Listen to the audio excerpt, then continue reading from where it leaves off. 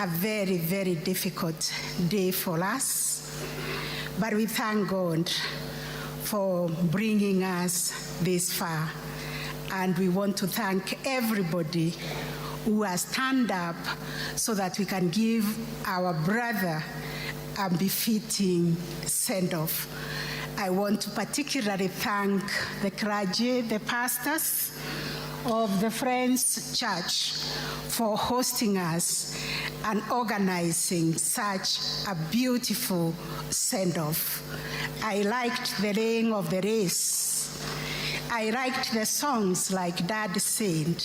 They have, and the message which came with such clarity. It has edified us and encouraged us that we are all on this road to eternity, and Judge has just gone ahead of us. We are on that journey.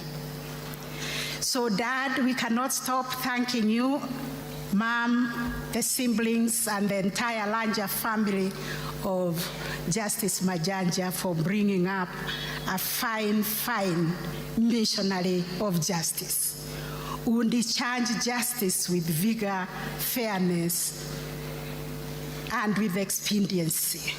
He cared for the vulnerable. Everything that he did, he connected. He was without age. He was without tribe. He was without gender. He cared for all of us. And for that, we are eternally grateful for those values you ingrained in him, the society, the community, the family that brought him up. Thank you very much. And God is the only one who can step in that gap that our missionary of justice has left, that our general in justice has left. Honorable Justice David Majanji lived by the mantra that we all find pinned on his X, what we used to formerly call Twitter handle, Kenyan jurist.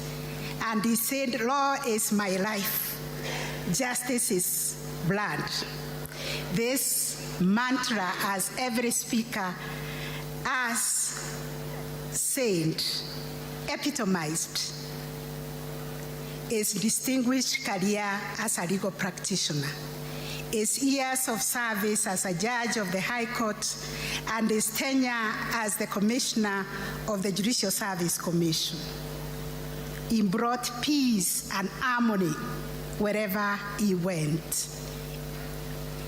It reflects his commitment to upholding the rule of law and ensuring the fair administration of justice. He dedicated his life to these principles, applying them to the law, which he did with impartiality to ensure equal justice for all.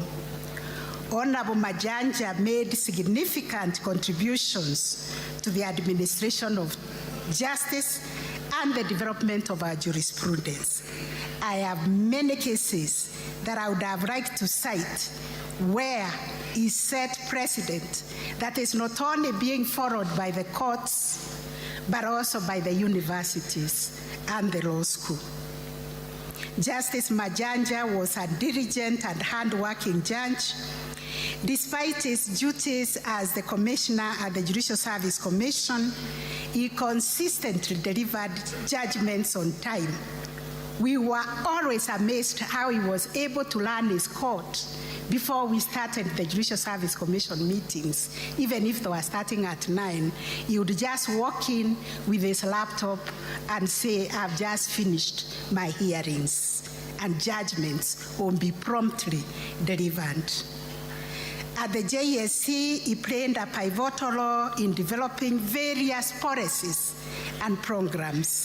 Simplify payments with Kingdom Bank's M-Collection solutions with Till, Paybill, and Shortcode. Policy, because he felt that we were not addressing the issue of persons living with disability. Therefore, we must have a policy that guides us until we comply with the Constitution by getting 5% of persons living with disability working in the judiciary. He also spearheaded the sexual harassment policy and saw to it that it was passed, and even upon passing it, that we have a mechanism of implementing it so that victims who were harassed can find a way dignified way of reporting and following through their cases.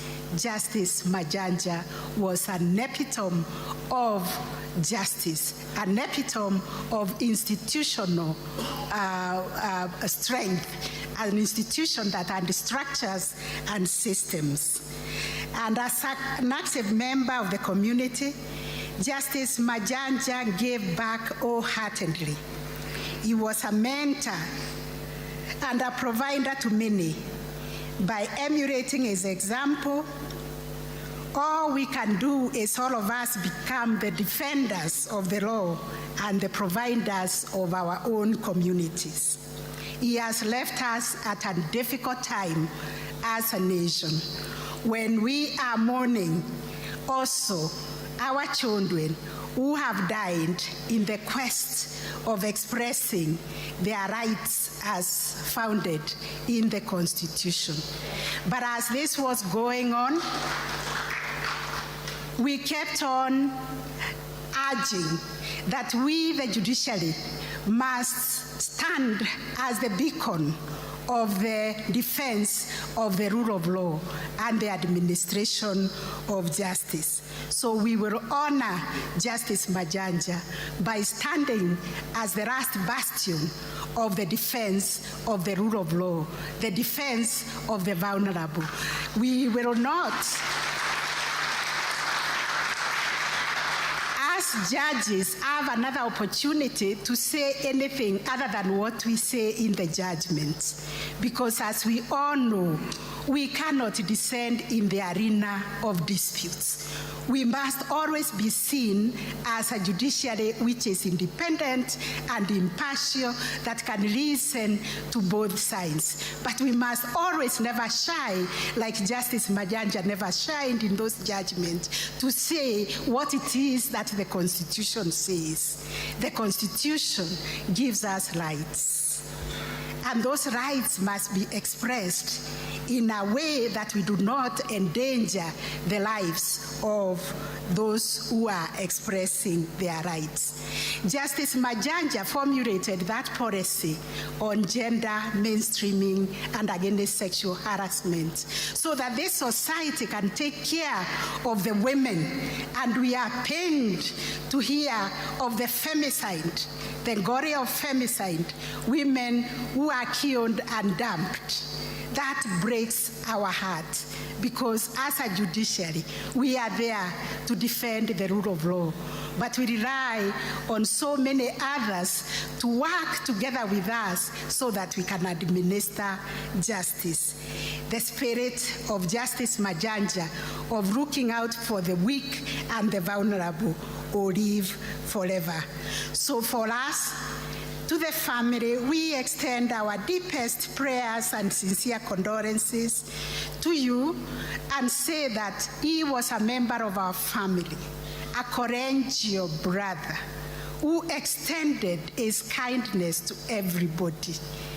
We made a solemn declaration that we will work with you, this family, as the family of the judiciary. And to your friends and colleagues in the judiciary, we mourn together a great giant, but we pray that God will give him eternal rest. Our giant will rest in peace forever. He will rest in power. As I end, I wish to convey the condolences of the Solicitor General, Honorable Shadrach Mose.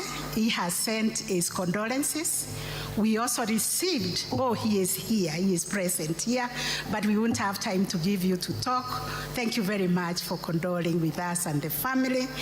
We also received the condolences of the Right Honorable J.B. Muturi, who worked with us at the Judicial Service Commission. He sends his very, very deep condolences to the family. I also wish to convey the condolences of the Chief Justice, retired Emeritus David Maraga, who is out of the country. He also received the death of Justice Majanji with shock, and he conveys his condolences.